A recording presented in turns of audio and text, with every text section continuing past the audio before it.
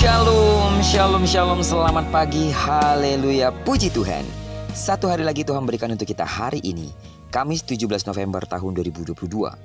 Ini adalah sebuah anugerah yang harus kita jalani dengan penuh tanggung jawab di hadapan Tuhan.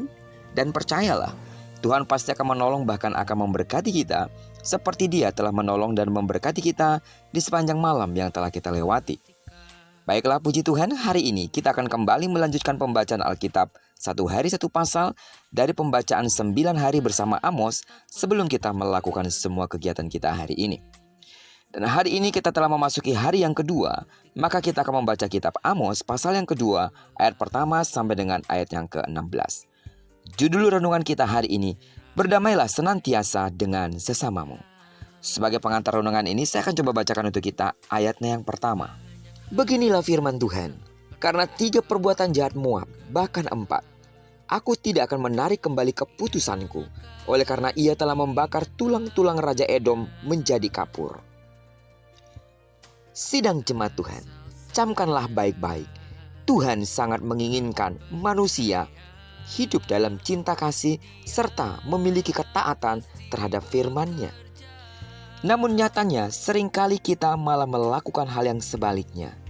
Kita membenci sesama, sampai-sampai kebencian itu merasuk dan akhirnya merusak pemikiran dan tingkah laku kita. Tahukah saudara bahwa kebencian itulah yang tampak dalam perbuatan bangsa Moab sehingga Tuhan menghukum bangsa itu? Dosa bangsa Moab adalah mereka telah membakar tulang-tulang Raja Edom menjadi kapur. Banyak penafsir mengatakan bahwa tindakan tersebut untuk mengungkapkan kebencian yang amat mendalam bangsa Moab kepada bangsa Edom. Sekalipun Raja Edom sudah mati, hal tersebut tidak menghentikan tindakan penghinaan mereka kepada sisa-sisa jenazahnya. Benci hingga dibawa mati. Mungkin itulah ungkapan yang tepat untuk menggambarkan situasi antara Moab dan Edom. Inilah yang tidak disenangi oleh Tuhan sehingga menjatuhkan hukuman kepada Moab. Dalam Amos pasal yang kedua ayat keempat ini, kita mulai melihat keadilan Tuhan juga dinyatakan kepada bangsa Yehuda. Bangsa ini dihukum atas ketidaksetiaannya kepada Tuhan. Mereka menolak hukum dan ketetapan Tuhan dan memilih menyembah ilah lain. Ketidaksetiaan bahkan terjadi turun-temurun. Yehuda yang seharusnya memberikan teladan dan ketaatan kepada Allah justru berlaku sebaliknya. Ikatan perjanjian dengan Allah Abraham, Ishak dan Yakub lagi-lagi diingkari oleh mereka. Dari peristiwa yang dinubuatkan terhadap kedua bangsa ini, kita melihat bahwa hal yang membuat hati Allah berduka cita adalah kebencian serta pengkhianatan kepadanya. Kebencian adalah pengingkaran terhadap kasih yang diberikan kepada umat manusia, yang harusnya diekspresikan lewat kasih kita kepada sesama. Begitu juga dengan ketidaksetiaan. Bukan hanya kita mengingkari kasih Allah, lebih lagi kita menolak pribadinya dengan cara kita membenci sesama kita. Padahal seharusnya kita harus mengasihi sama seperti Allah telah mengasihi kita.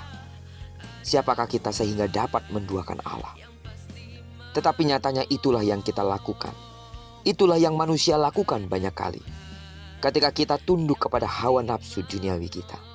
Karena itu, lewat perenungan kita pada pagi hari ini, Tuhan menegur kita dengan keras. Tanggalkanlah kebencian dan kasihilah sesamamu, dan tetaplah berlaku setia kepada Allah dengan melakukan apa yang difirmankannya. Amin. Kasihilah Allah, sebab itulah hukum yang terutama, dan kasihilah sesamamu, itulah hukum yang kedua. Dalam kedua hukum ini tersimpul hukum Taurat, hukum di mana kita harus melakukan seluruh kehendak Allah. Dan doaku untuk seluruh sidang jemaat Tuhan, saudara dapat terus mengekspresikan mengasihi Allah dengan mengasihi sesama kita. Terpujilah nama Tuhan. Diberkatilah kita sepanjang hari ini. Digenapi firman yang telah berjanji bahwa apa yang dikerjakan tangan kanan dan tangan kiri kita dibuat dan berhasil. Amin. Kemanapun kaki kanan dan kaki kiri kita melangkah, karena kita telah menyerahkan diri kita sepenuhnya ke dalam tangan Tuhan, maka di sana kemuliaan Tuhan akan dinyatakan. Tidak jemu-jemunya terus aku berdoa, kiranya kasih karunia Allah melimpah dalam hidupmu sepanjang hari ini. Bagi saudara yang sakit secara fisik atau mungkin ada anggota keluarga saudara yang sakit, dalam nama Yesus sembuhlah sesuai dengan takaran imanmu. Diberkatilah kita bersama dengan orang-orang yang kita kasihi, serta bersama dengan orang-orang yang kita cintai dimanapun mereka berada. Terpujilah nama Tuhan. Shalom.